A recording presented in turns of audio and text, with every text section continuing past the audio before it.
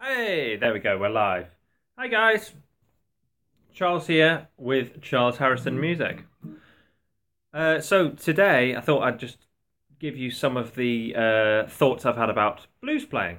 I've never been a massive blues player myself. I did used to play a lot of blues rock stuff. Me and my brother Lawrence, we were obsessed briefly with Gary Moore, the live blues album. That sort of changed our life for a good few years. I'm trying to remember what that's called, that album now. I'm sure some of you will know it, but it's with BB King, Albert Collins, um, Albert Lee, I think's on there as well. Just some great blues rock playing.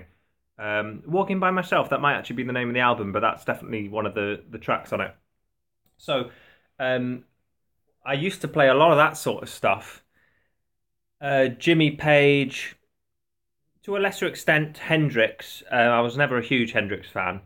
Still not actually. I don't know. There's just guys who I'd rather listen to. That's not. I'm not being anti Hendrix. I think obviously he's historically hugely important player. Just never really got massively into Hendrix. Clapton. For me, Slash hugely. Me and my brother again. Slash, just the blues rock stuff. Just obviously, as we know, he's just a legendary player. But anyway, nowadays, as more of my focus has changed, as most people's tends to, towards the jazzier side of stuff. Um, I want to talk about some things that I've noticed in my own playing and in my students and just listening to people playing as well. Some of the reasons why blues playing um, can be a real weakness. Some of the things that things you can basically do in your playing to make your blues game, take it up a notch. So, what I'm going to be talking about here, I'm going to tell you a few things that you're probably doing or possibly doing that you want to move away from, and give you some alternative suggestions. I'm going to be using numbers, but I will tell you the letters as well in this session. So we're going to be talking about a 12 bar and a jazz blues as well. And if you, it's so important to a 12 bar blues and a jazz blues. Hugely important. They are the backbone of jazz. So, if you struggle with these progressions, it probably isn't going to be a surprise if you find simpler and more complex jazz tunes too challenging as well. So these are your basics. You have to have a good grounding in these. And then from there you can, build into more sophisticated tunes. I always come back to the blues when I find my playing's weak in some area. I come back to the blues and see if there's something I can. You'll find every single time you come back to it that there's something new you can work on. Let's get started. So the first thing I'm going to do is I'm going to criticize some players. Now, as always, with anything that I say, don't do this. You'll find a million players who do it and are absolutely killing, absolutely unbelievable. Now, all those rock guys who are named are could be accused of being guilty of this first thing, which is relying on the blues scale. Now, of course, all of those guys who are named absolutely kill the blues scale. So, it's strengths and weaknesses to everything. But what you don't want to do is just say, right, I'm in the key of C. Let's get a bit of volume. So I'm going to just play C blues. Let me demonstrate. So what I'm going to do is I'm going to play a 12 bar blues.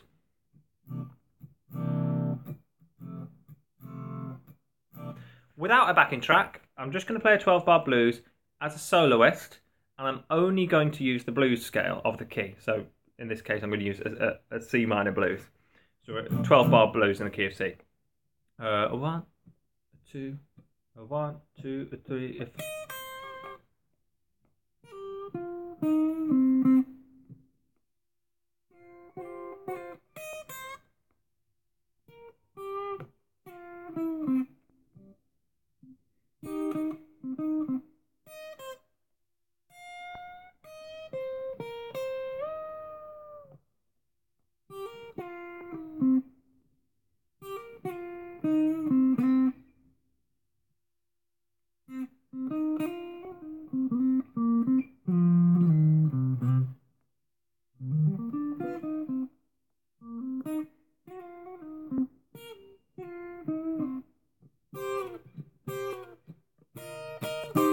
Okay, so there's a really simple sort of blues thing, nothing groundbreaking.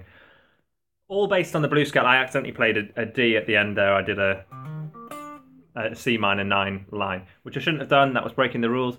But it sounds great. You know, obviously the blues scale sounds great and it's so cool. Well, there's two reasons you don't want to use the blues scale all the time. The first reason is because it sounds so cool.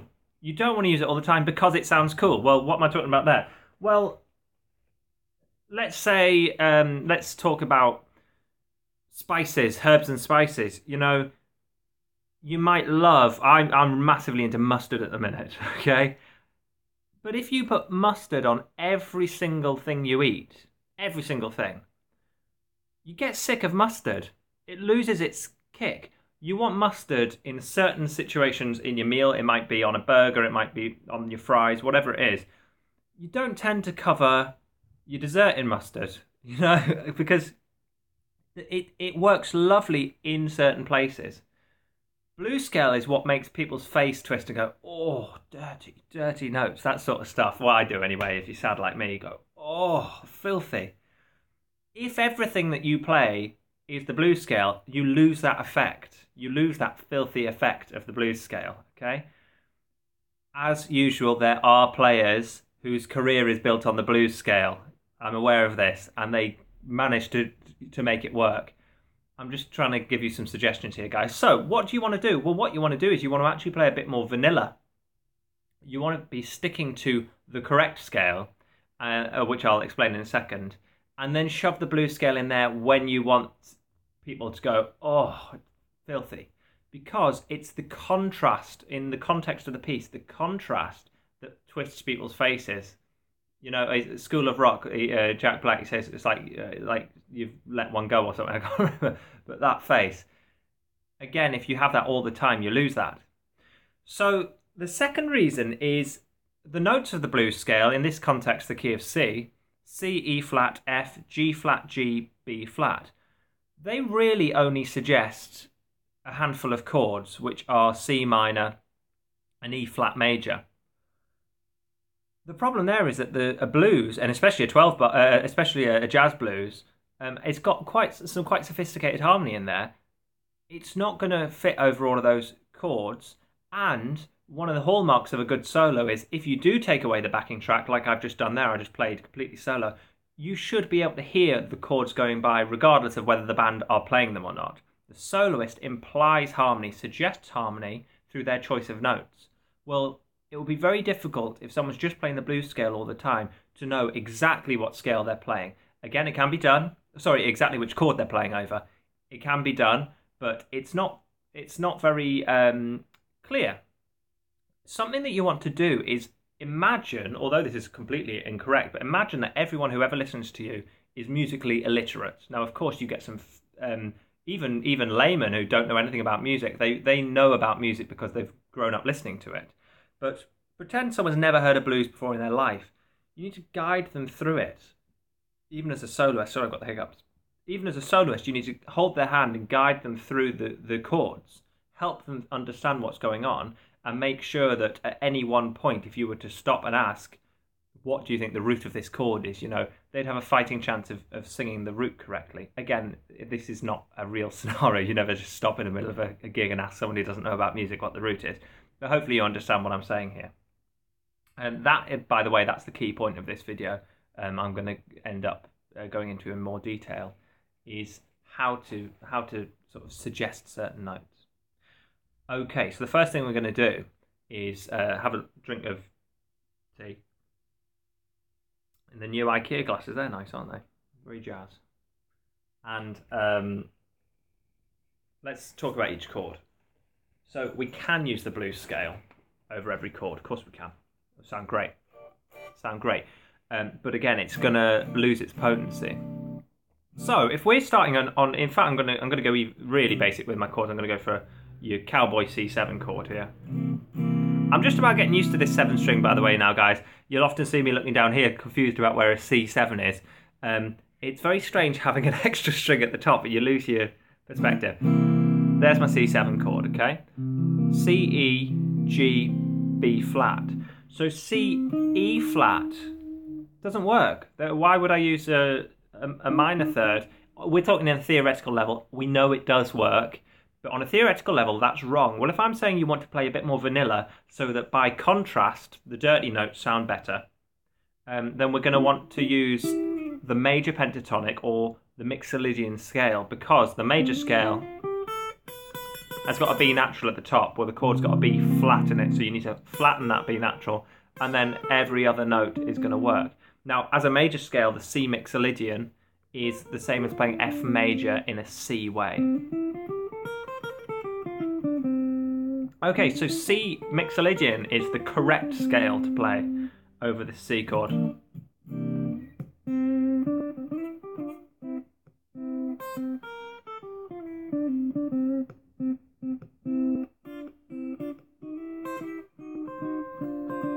Okay. There's our C7 chord. What we need to think about, guys, is what the chords are trying to tell us. Now, this is something I've been thinking about a huge amount in my own music playing recently, is, look, if we take the first 4 bars of a 12-bar blues,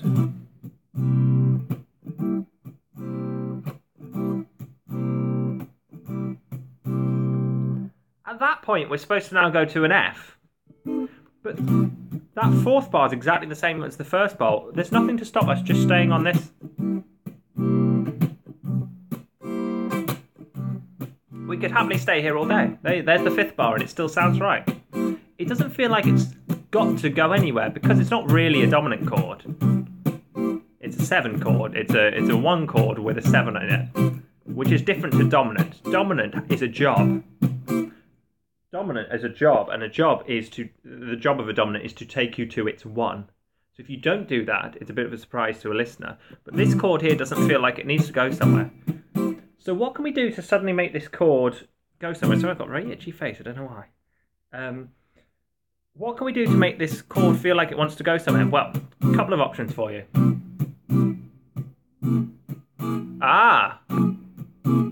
Well, that's asking a question. Musically, that's... Whoa, what's happening here? We can't then just stay there. That feels too weird. It has to go... We have to go there. So all I've done there is alter the chord somehow. So you've got all your usual altered options. Flat 9, sharp 9, sharp 11, flat 13. Sharp 11 and flat 13 are the same enharmonic equivalents of sharpening or flattening the 5th. Those give... At that point, the bassist would start going... They have to go to an F there. They can't go C, D, D sharp, E, C. That would be so unsatisfying because the job of the chord is now to take you somewhere. Whereas we can happily sit there all day. Whereas this... Oh no, that's horrible. It needs to go... there we go. That's satisfying. Now, of course, something you can do in other musical contexts is tell the listener you're going somewhere and then not go there because that takes them by surprise, okay? They go, whoa, what happened there? I thought I was going somewhere and it didn't. So you can use this creatively. But this really, it wants to go there. So let's do this in context. This is just C7. I'll go for the sharp 5 again. There we go. Now we're definitely at the start of the second line of the 12-bar blues. F7. Okay, so how can we suggest this with our scale playing? Well, just like with the chord, you just need to change a note. However, this would actually be a nice time to use your blues scale. So we could have...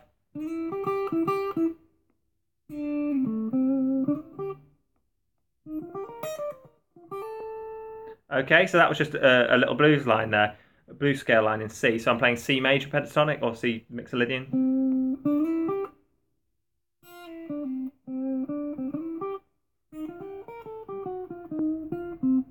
Yeah, that's got a bit more pull to it. That's got a bit more momentum to it. However, we can be a bit more exciting than that, and we can move maybe even into the altered scale, all of the usual dominant stuff, i.e., guys, you can actually play completely chromatically at that point. Let me demonstrate that.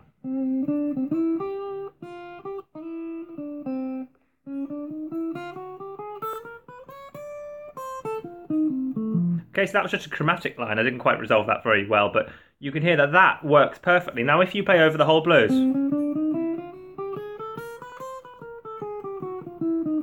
this is just nonsense. You can't just randomly play chromatically, only at certain points. Let's try a bit less chromatic and do an altered line instead. So this is going to be the same as playing C altered or D flat melodic minor, okay, which is D flat major with a flattened third note.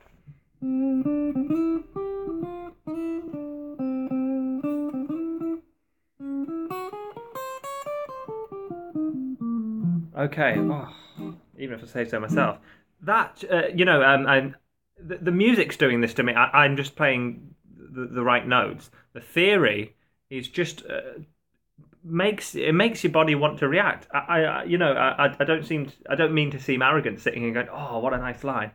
I'm playing something really basic here, and it's the theory that's so nice. The theory is beautiful when applied in the right way. You can play any line really. It doesn't matter which notes I play, and it'll go, oh yeah, that's the way to do it. Okay, now that's some suggestions to get to the next chord, which is F. Another way to approach this though is, this is suddenly dominant now. When we get this C augmented chord, or you can have a flat C flat 9, whatever you want. You're now changing key, so we're now actually going into the key of F mixolydian. When you're changing key, that means you can use a 2-5-1, or you can use any other modulating chord sequence. So when I get there, I could suddenly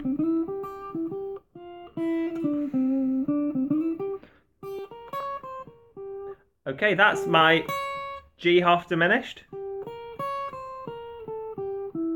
going into a C7. It's a minor 2-5-1. Okay, because I'm now in the key, in that fourth bar, I'm in the key of F. Now I could actually move that back a bar. I could start modulating in the third bar of the 12th bar blues. I could go C7, C7. Sorry, I'm singing in the wrong key. I'll sing in the right key. There we go. C7, C7, G minor 7. Sorry, sorry. I'm playing something different to what I'm saying. I'll try that again.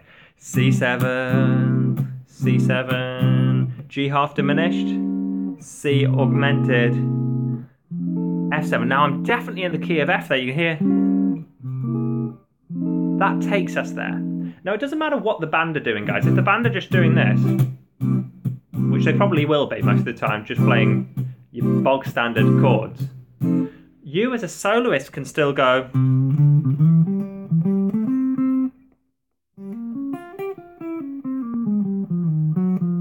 okay, play these lines. It's going to work over your bog standard C7 chord, and even nicer if you can arrange with the band beforehand to maybe even have a signal to go, oh, let's do the minor 2-5-1. We could do the major 2-5-1. Yeah? A G minor 7 to a C7. So that's the first thing. Now the next most important chord in the blues, pardon me, the next most important chord is if you're playing a jazz blues. We're on the F, we get an F sharp diminished. Now an F sharp diminished doesn't really exist. An F sharp diminished is, this is the sharp 4 diminished. It's really implying a 2-7 flat 9, so in this case a D7 flat 9. So we're going from F7, D7 flat 9 to C over G.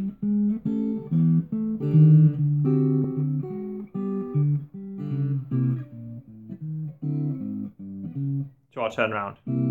Okay, so how do we play over this chord? Well, this is a diminished chord. Like I say, it's not, diminished chords don't really exist. I've mentioned this in a few videos. They're always doing the job of a dominant chord, but the job is slightly less rigid. That's why you would use a diminished chord instead of a 7 flat 9. It's the job is a little bit less set in stone. So first thing you can use is, well, the diminished scale.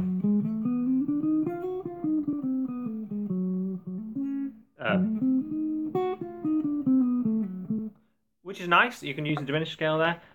Another nice scale you can use at this point is anything GE, anything G, because you could do a 2-5-1 in G if you wanted, because this 7 flat 9, D7 flat 9, is taking you to the bass note of G. Therefore, your brain thinks you're going to the key of G. You're not. You're going to C in its second inversion. So what would be a good example of that? Well, here's a really nice one. Is you can use the G harmonic major. Okay.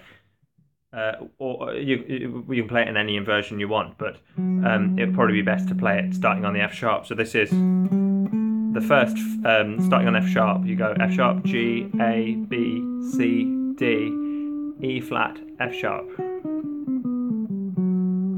So in context would be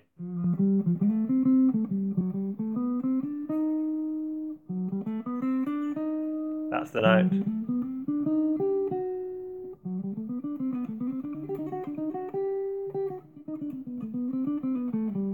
So on this F sharp here, you can play the 7th mode of the harmonic major. F sharp, G, A, B, C, D, E flat, F sharp, G.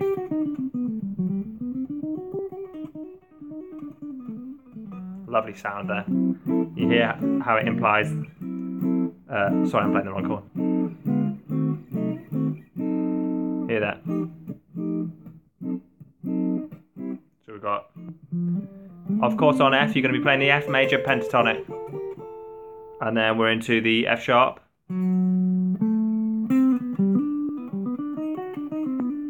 Oh, again, not me. C.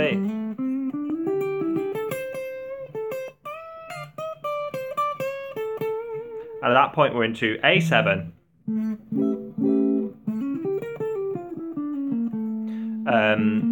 I'm playing the Phrygian dominant there, that's the Ingves scale. And then D7, G7, C7. Okay, so I'm going to really slowly play through a blues, and let's see if I can imply the scales. I'm sort of not going to keep time here, really, so that I can stop and talk. But I'm going to play through some suggested scales for blues. I'll maybe go through a few times and try and play different scales each time. So we're going to start in the key of C. Little line I just keep playing today. I don't know why I'm playing that rhythm today, but it just seems to be stuck in my mind. But that's quite useful because you can hear how the scales change if I try and play the same motif. Now, one last thing to say, guys.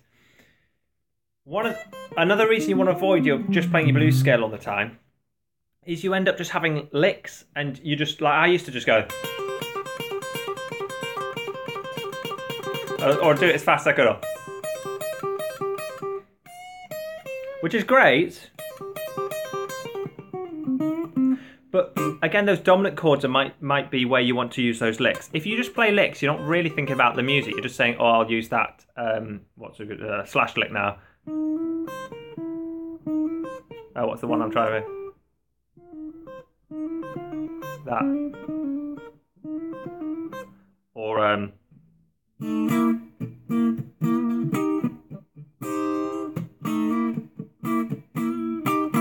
okay. It's great to use licks, but you want to be thinking of music in your head. So here we go. Let's try this blues. So I'm going to start on a C major, a 1, a 2, a 1, 2, a 3, major pentatonic.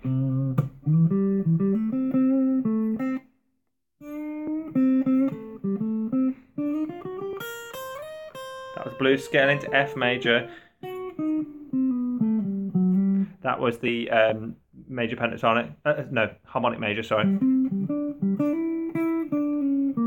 D harmonic minor, G, back to C7.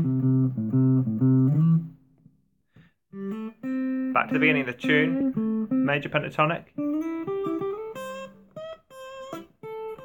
I'm going to do the minor 2-5-1 this time. Diminished.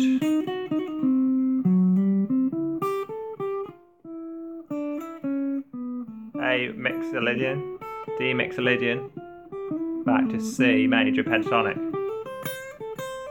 So C major pentatonic, here we go.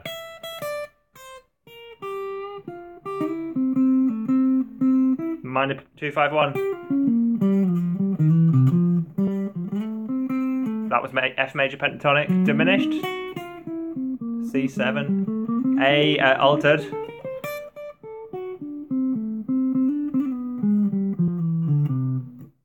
okay, so that was, at the end there, what I did is I had my F sharp diminished. Then I went into my C major pentatonic again, which I played as an arpeggio.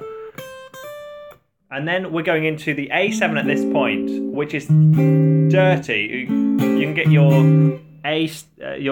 all your chromaticisms out here. So I had my major lick diminished, major, and then I'm going into my A altered. And then I'm into D7. That was G with a flat 9 to take me back to C. Okay, so I'm going to shut up now and I'm just going to play for a bit. And I'm going to be really strongly trying to suggest the chords in my playing. I'm overplaying here as well, guys, because I'm trying to illustrate a point. Of course, space is hugely important in your play.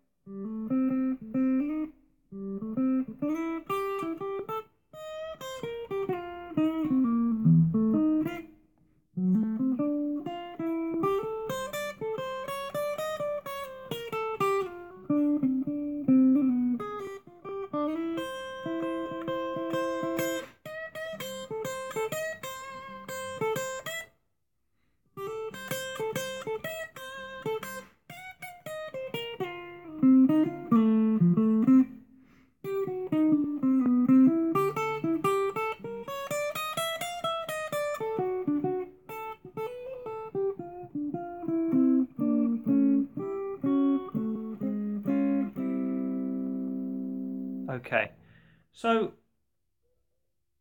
I always say so. So I'm going to call it a day here, guys. I just want to summarise what hopefully you've picked up. Now, look, I know this. Some of the theory in this is not basic, and I suppose there's a bit of a expectation that if you understand this theory, then presumably your blues is great already. Well, you know, I think I'm a brilliant example of this. My theory is really good. I'm very lucky to have been I've had right from the age of 3 I've been going through the classical system. Started jazz in my early teens, and now in my late 20s, and so I've been doing this stuff for ages. So I'm lucky that my theory is incredibly good, actually, and I've always loved theory, so it has been something I've focused on.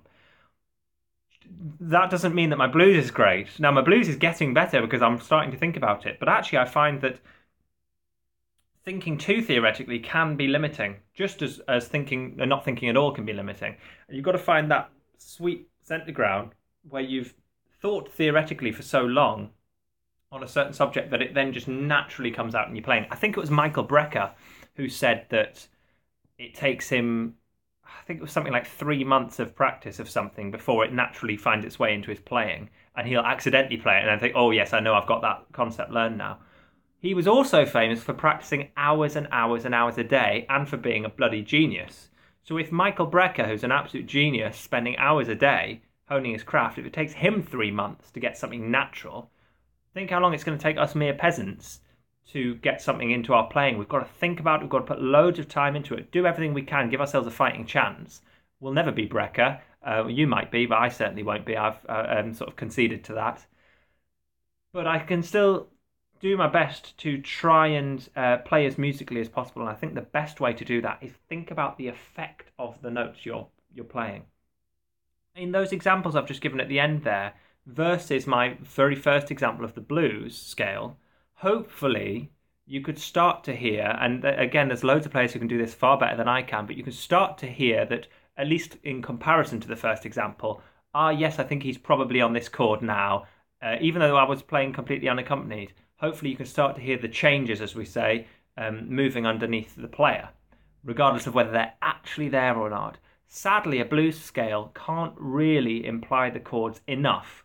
It can imply the chords to a certain extent, but it can't imply the chords enough and give the listener a sense of, oh, we're going somewhere, a sense of momentum, a job of a chord. So play your major pentatonics or your Mixolydian scales, please, on over 7 chords. Use your blues scale sparingly to get people going, oh yeah. And finally, experiment with some more jazzy sounds, some altered scales. Pure chromaticism is brilliant, as you've probably seen in my more recent videos. Hello, viewer. As you've seen in my more recent videos, I've been really experimenting with my chromaticism recently and trying to get my wrong notes sounding as right as possible. And the secret to that is to play with conviction, really. But of course, playing with conviction is very difficult when the notes sound so awful sometimes. Anyway, hopefully someone's found that useful. Someone's signed in, liked my video, which is very kind of you. Thank you for that. So please give a little like if this has been useful at all. If there's stuff you want me to go into in more detail and do a proper video where I give charts and everything, that's absolutely fine. I'm happy to do that. But I'm really enjoying these live videos at the minute. That's half an hour I've blabbered on for there, so I think that's more than enough. So hopefully I'll see you in the next one then. Cheers then. Bye.